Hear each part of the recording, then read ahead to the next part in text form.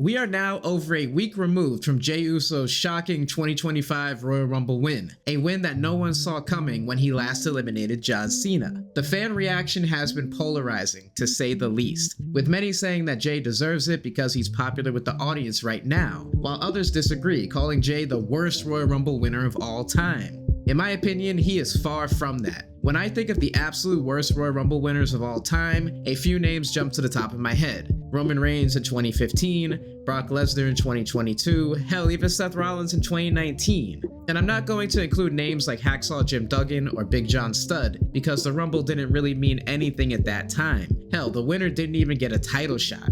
To me, the worst Royal Rumble winner of all time is Alberto Del Rio in 2011. For my money, the 2011 Royal Rumble is also the worst Rumble match of all time. See, WWE decided to change the iconic format from 30 superstars to 40 for this year's match. The match was uninteresting, overbooked, and boring. The 2022 Royal Rumble was so bad that Vince fired his own son for booking it. But don't get it twisted, whoever booked the 2011 Royal Rumble should have been fired too. In this video, I'm going to state my case for why Del Rio is the worst Royal Rumble match winner of all time, while analyzing why the 40 match concept was an epic failure. Without further ado, let's talk about the worst Royal Rumble winner of all time. For decades, the Royal Rumble has been a career-defining match. Winning means a guaranteed ticket to the main event of WrestleMania. The Rumble has launched the careers of several legends. Stone Cold Steve Austin's dominance in the 90s solidified him as WWE's biggest star. Shawn Michaels' 1995 victory proved he was ready to be the guy. Batista and John Cena in 2005 showed that they were the next up in WWE. So in 2011, WWE had a huge opportunity. A 40-man Rumble meant more talent, more surprises, and a bigger stage to elevate a future star. Instead, we got Alberto Del Rio. Even with some of the sillier Rumble wins like Vince McMahon in 1999, Del Rio still sticks out like a sore thumb as the worst. It's just weird to look back at. Del Rio's push in the early 2010s still makes no sense to me. He was popped up to be a cornerstone of WWE, seemingly to replace the star power of Rey Mysterio as WWE's biggest Latino star. Unfortunately, Del Rio had a fraction of Mysterio's charisma and aura. Let's talk about that for a second. Alberto Del Rio debuted for WWE in 2010 with one of the biggest pushes in recent memory. He had everything Vince typically looks for: size, in-ring skill, and an over-the-top gimmick. He even had his own personal ring announcer, Ricardo Rodriguez. From the start, WWE positioned him as a future world champion. But there was a problem. Fans weren't buying it. Del Rio wasn't a bad wrestler, but he lacked the natural charisma that made past Rumble winners feel special. He was good in the ring, but not in a way that set him apart from other top stars at the time. And despite WWE constantly telling fans he was destined for greatness, the reactions just weren't there. Yet WWE ignored the lukewarm reception and doubled down, giving him the 2011 Royal Rumble win. In my opinion, Del Rio just hadn't been around long enough for him to have this huge honor bestowed upon him. He signed with FCW in 2009, then started on the main roster in June of 2010. Sure, he is wrestling royalty in Mexico as the son of Dos Caras and nephew of Mil Mascaras, but that doesn't necessarily translate over to an American audience that was likely unaware of his heritage in Mexico. Perhaps with more time to develop a connection with the American audience, Del Rio could have enjoyed sustained success with more fanfare. He leveled out as a good hand in WWE with a decorated resume.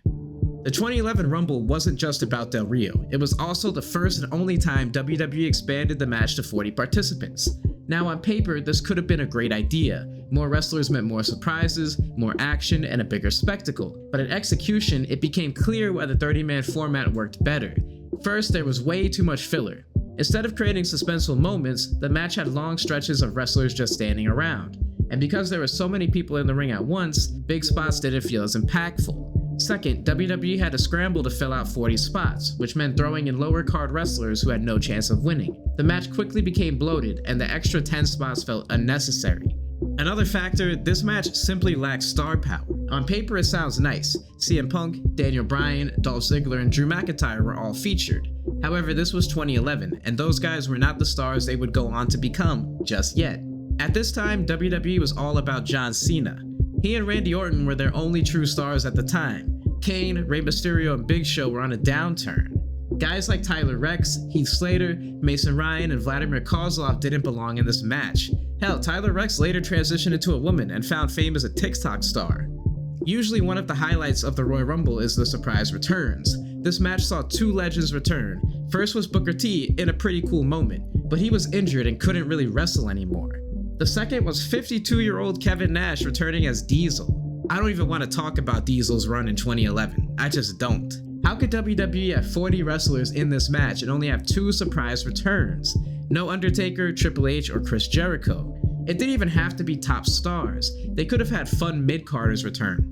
Anything to spice up the match. Worst of all, the entire match led up to an underwhelming ending that didn't live up to the standards of the Royal Rumble. When it came down to the final moments, Del Rio seemingly eliminated Randy Orton and then stood alone while he was celebrating his victory. But then, WWE tried to add last-second drama. Santino Marella, who was hiding outside the ring, re-emerged, teasing a shocking upset. The crowd actually wanted Santino to win more than Del Rio. Let that sit in. Really wanted you to win the Rumble. The Cobra! Oh my God! This is gonna be the biggest upset in Rumble! That alone tells you how little fans cared about Del Rio's push. Of course, WWE stuck to the script.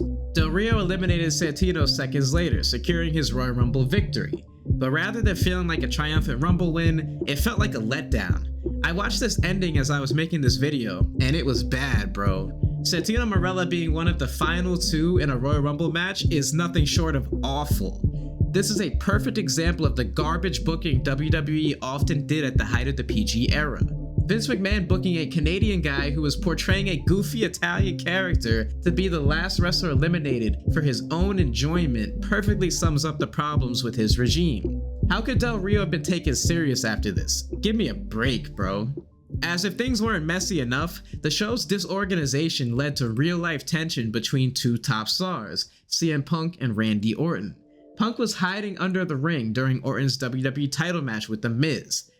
He was there waiting to hit Orton with a GTS, and apparently he had to pee, so he rushed the move. Punk thought he had accidentally injured him. Orton initially reassured that everything was fine after the match, but later Punk noticed Orton burying him to WWE producer Arn Anderson. Punk confronted Orton about it, saying, "Hey MFer, I'm right here, say it to my face." Knowing Orton's history with anger issues, this could have escalated into a real-life fight. Luckily it didn't. The two did speak about this incident last year on WWE's YouTube channel when watching back their WrestleMania 27 match. They admitted to hating each other at the time, but are now becoming friends as both are more mature, older men nowadays. So after all this buildup, did Del Rio's win actually mean anything? Honestly, no, not really. Despite winning the Rumble, Del Rio lost his WrestleMania title match to Edge in the opening match of the night. WWE has spent months telling fans he was a top guy, but we were not convinced. And after multiple failed attempts to push him as world champion, his career never reached the heights WWE expected. Del Rio's legacy is largely tied to this match and the push that followed. To me and a lot of other fans, I know this, Del Rio's on a short list of guys that received a massive push that didn't necessarily deserve it. Sure, he ended up being a good hand that WWE could plug into the main event at a moment's notice. But man, this guy was one of the first to beat Cena clean in a long time. He ended Cena's epic US title reign at Hell in a Cell 2015 in what is now viewed as a lackluster moment. Del Rio received so many accolades, but as the years move on, his legacy is largely ignored. Do you want a full deep dive into the rise and fall of Alberto Del Rio? Let me know in the comments. The 2011 Royal Rumble could have been special. Instead, it was an overstuffed, directionless mess that ended with one of the worst winners of all time. WWE desperately tried to make Del Rio a top star, but we never bought into him. The 40-man format diluted what made the Rumble special, and the backstage tension only added to the chaos. Was this truly the worst Royal Rumble win of all time? Let me know what you think, and that'll do it for this video. Thank you for watching. Until next time.